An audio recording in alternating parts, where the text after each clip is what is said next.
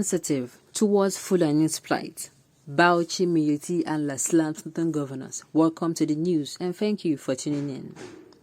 The Association of Miyetti and K′ll Bauchi State Branch has faulted the recent meeting of the Northern Governors Forum (NGF) for being insensitive towards the plight of the Fulani tribe in the country. The state chairman of Association of the Headers, Alhaji Muhammad Hosseini, who spoke to newsmen shortly after a meeting of the association in Bauchi, said that it was disheartening that the northern governors and emirs could sit to discuss issues affecting the region without recourse to the plight of Fulanis. He said that members of the association are concerned that the forum recent meeting in Kaduna refused to take into cognizance the humiliation herders are being subjected to, particularly as it regards to grazing reserves in the southern parts of the country by powers that are infringing on the rights of movement and association. The Fulani tribe, especially the herders who roamed about in search of greener pastures for their animals in the southern parts of the country, are being humiliated, maimed, and killed. They are further restricted movements on their fatherland soil, contrary to the provisions of a Nigerian institution. We just finished a meeting of herdsmen in Bauchi to review the treatment being meted to our kinsmen in the southern parts of the country.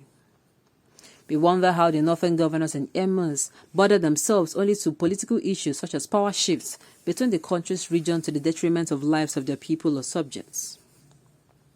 Instead of the northern governors to show concern to the inhumane treatments on the herders by the southern governors, they simply sit and discuss issues of personal vendetta without recourse to the people they governed. For this, we condemn in totality the Northern Governors Forum meeting, with emirs in attendance, for discussing their self-aggrandized motives, leveraging on ways and means to enrich themselves to the detriment of the people, he said. Mohammed lamented that the APC-led government had declined in addressing matters affecting the Fulanis, specifically the nomadic herders whose preoccupation is to look for greener pastures for other animals. These oddly drifts, he noted, were also coupled with a current economic meltdown, lack of palliation on part of the government, and abject poverty bedveiling citizens, with Fulani not an exception. Well, that is your business. In any case, you should use your brain to know that there is little or nothing the northern governors can do about the non-open grazing laws in the south. Just like they are banning some items in the north, my advice is that you should insist and force the northern governors to create greener pastures for your people in the north with all the monies they get monthly from the federation accounts. These people need to go to school. Maybe they can learn about civilization in the modern days. They are still talking of moving from place to place. Exactly.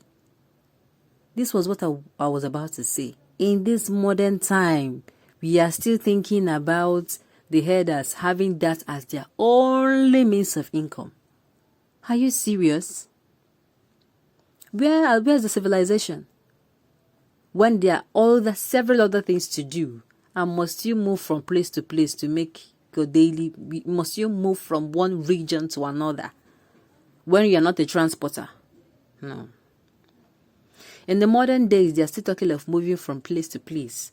All northern states needs to send them to school and teach them in Hausa language about civilization. This is cracking me up, but it's the truth. This is the truth. All the river and earth dams constructed in Nigeria since independence are all located in the North Nigeria. Why is it that the governments of the North cannot create green fields for the numerous cattle population? The encroachment into the lands and forests of the South is a serious provocation which must be resisted by all means possible. Nobody can eat cow meat and go to bed. You must eat food and vegetables to sleep well. Well, there's also a truth in this.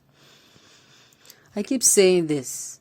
The North has a lot when it comes to a lot in helping these herders. The South has few. So I do not know the insistence of this particular set of people that their herders must go. And the thing is, they are saying the Northern Governors Forum are closing their mouths to the killings of their herders. Are you serious? What about the killings that this particular group of herders has done? Should they be applauded for it? Why is it that some people, this thing is seeming upside down to me? It is seeming upside down.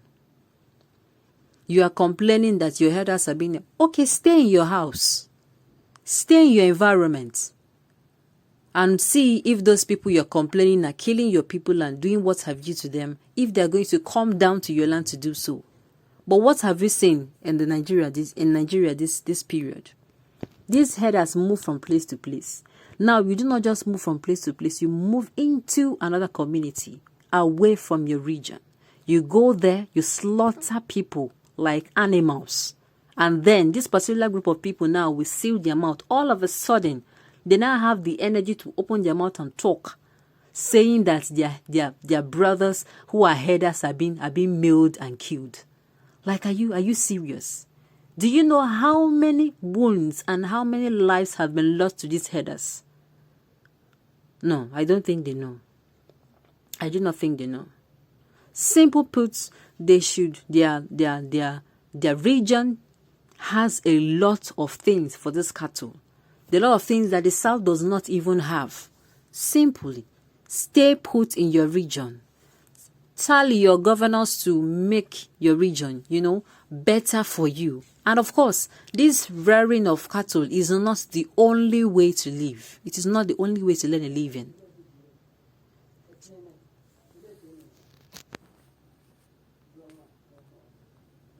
So the Fulanis are in abject poverty. Yes, they can afford to buy AK-47 and other dangerous weapons to kill Nigerians.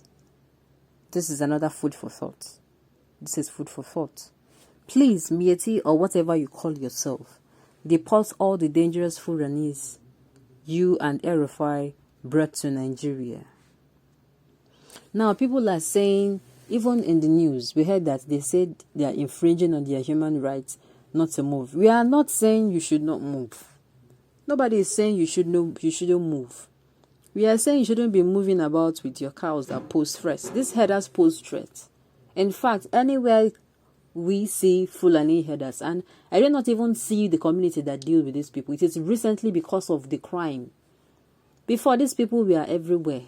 They were everywhere. Nobody thinks anything of them. But because they started trampling into farms, and when farmers now tell them, look what you did, I don't know, maybe it is the language they do not understand.